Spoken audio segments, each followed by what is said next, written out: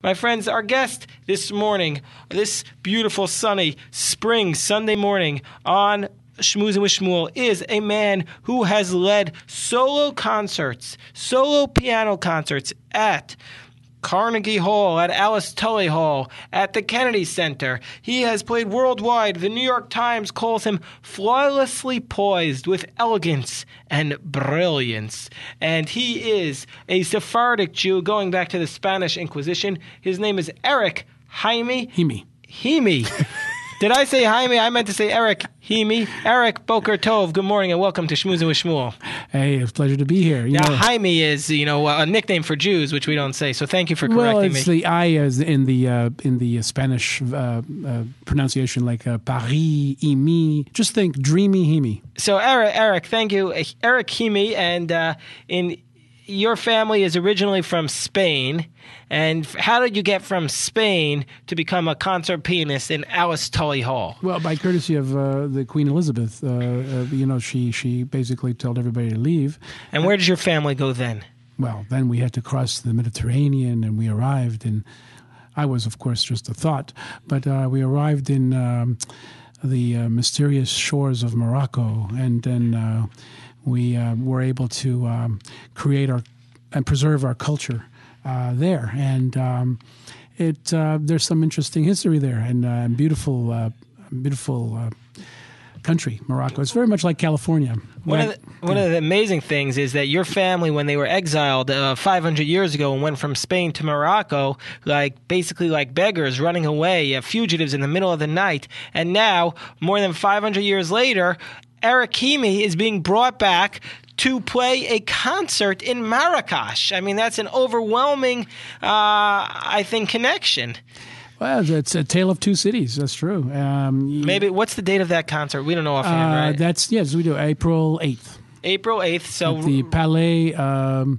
It'll be on my website, erichimi.com, but it's if you happen to be in Marrakesh, it's going to be a big event. Well, of course, we have listeners in Marrakesh. Oh, so. And it'll be listed on my website, Palais Remelais or something like this. But it's a big auditorium, and it's a lot of fun. The town, I've seen it grow. It used to be a small oasis on the edge of the Sahara, maybe 100,000. Now it was like about 2 or 3 million.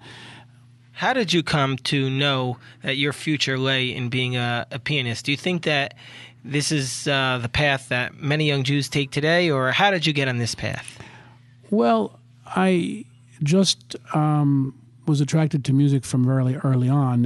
One of my Are your parents musicians? No, but my father was a scientist, and he played as an amateur the violin. My mother was always singing in the house. All the Sephardic songs, which are more Mediterranean in character, colorful, and all this. The Pesachs were always singing, and the Hanukkah and Purim, and a lot of music that was of a historic sort, really. I can remember a story where we had as a guest once, the head organist of the Cathedral of Seville. He was visiting, and he was performing at the shrine in Washington, D.C., and a friend of mine who was organizing the concerts for this organ series said, "Hey, your mom, she makes a great paella, right? And she speaks Spanish." I said, "Yeah. Well, he doesn't speak Spanish. I'm this great organist, and why don't we have something at your house? That'd be great. So he came over, and after the fantastic dinner, because she does make an incredible paella, my mother started singing these Sephardic songs, and the guy almost had a heart attack. Because he was reacting like a musicologist, and he wanted to immediately tape it. And this was something that was from mouth to ear, that was handed down from generations, and so he was beside himself. And so my mother, I'm thinking she'll make a CD at some point. and you'll accompany her on the piano. So you must have started taking piano lessons when you were... Yeah, I took many... In the womb. I think so, because what happened is eventually she was on the bench, and I kept moving her off, and then she said finally, "Okay, you can start taking the lessons, and then it became evident that it was very easy for me, and I had a lot of pleasure in performing and giving the chance for the music to shine and show my enthusiasm for some of these beautiful, famous works. Is music for you a continuation of the Sephardic tradition? Sephardic Jews are known to be more musical, etc. Or do you feel Well, I don't know there? that kind of generalization. I mean, the Fiddler on the Roof and the violin virtuosos coming from Odessa. This is a famous musical town, and of course, there's a lot of other musicians, even from Poland, or Arthur Rubinstein, certainly. But in the Sephardic traditions, there's a lot of musicians who have that trace of the Iberian Peninsula, and have absorbed other cultures too. I mean, Murry Sidlin is a famous Sephardic musician, a pianist. So I'm not the only one, but. Well, Eric, do you view music as a spiritual experience? Do you view your music as spiritual? I try to imagine myself as you, in the sense that you are a master of the word, and I wish. How have I? And you help try to transform people's souls through that.